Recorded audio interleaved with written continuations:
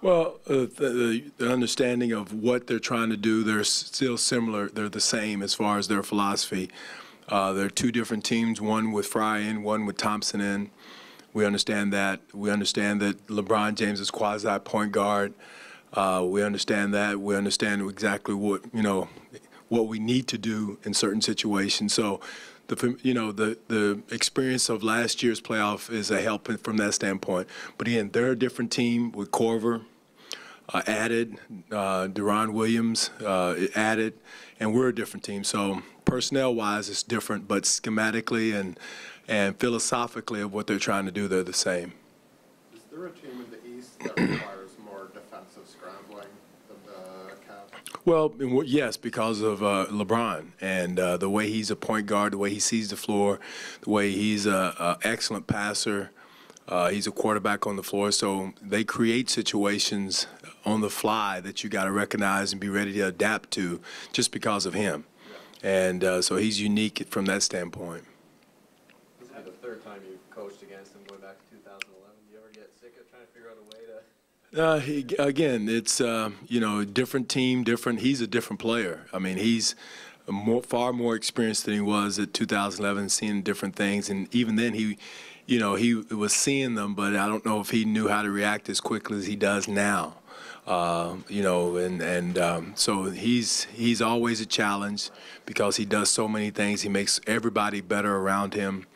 Everybody's shooting ability is heightened because of the way he puts the ball on time, on target.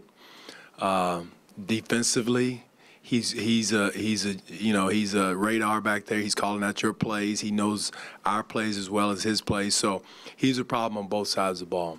You mentioned their new guys, particularly Williams, who was sort of an under-the-radar ad after the deadline. What has he brought to what they do? Well, he's a starting career point guard, starting it as far as with their second unit. So they're bringing a starter in, experienced guy. Corver's experienced guy.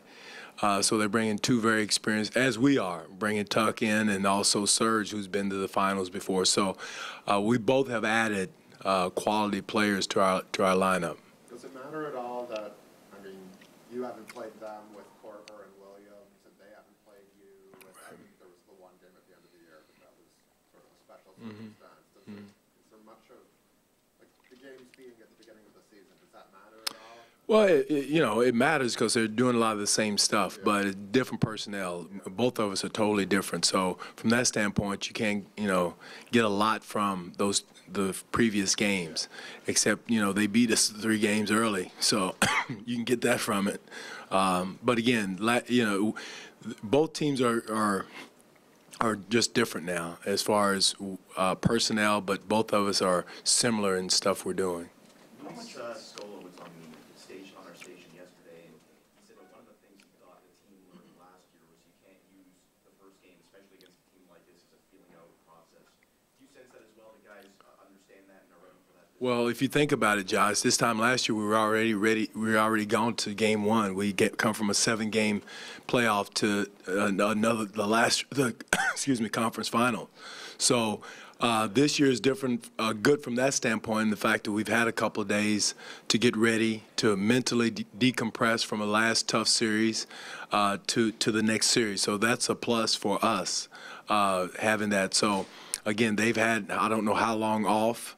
So, again, you can't go into any game in the playoff and feel your way through, especially this team, because they come out in the first quarter and try to just run you in the ground. And we've got to be mentally and physically ready for that onslaught coming in the first quarter. And we've got to try to create our own.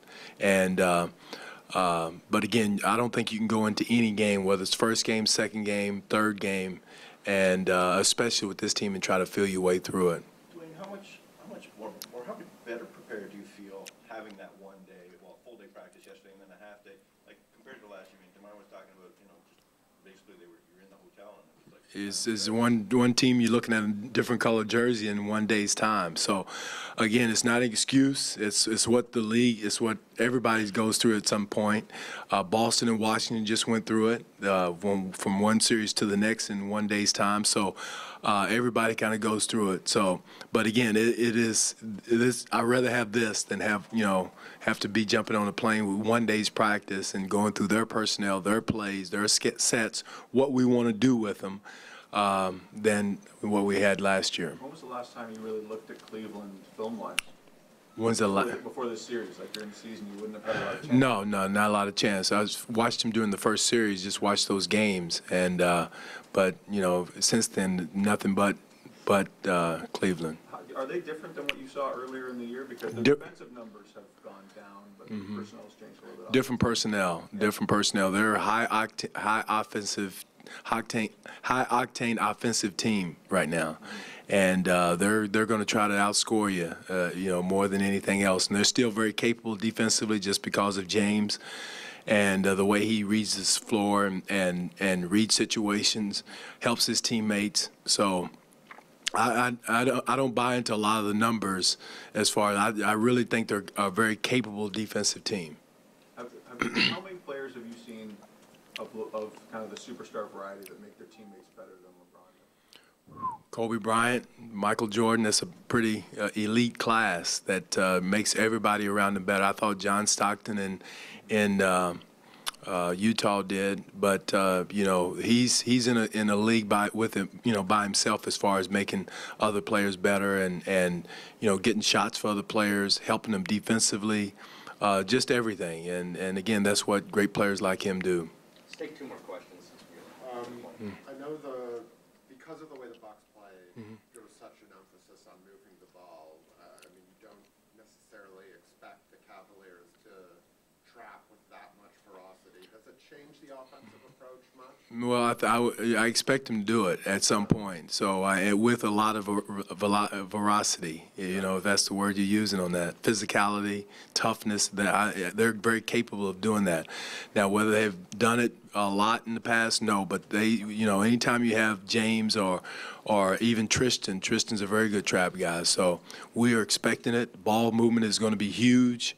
Whether it's getting it to the weak side early or in transition, getting it down the floor, getting around to the weak side early, we've got to have ball movement against this team. Whether Norm starts or comes off the bench, which I imagine you're not going to tell us now, what does he need to do to make an impact? Norm has played well against this team. He's done a good job against Cleveland. So he's got to be Norm. Come out, push the ball, shoot the ball, defend his position, do what he does. Again, it's he does some very good things offensively. And he's very capable of doing some good things defensively. So he's got to be himself.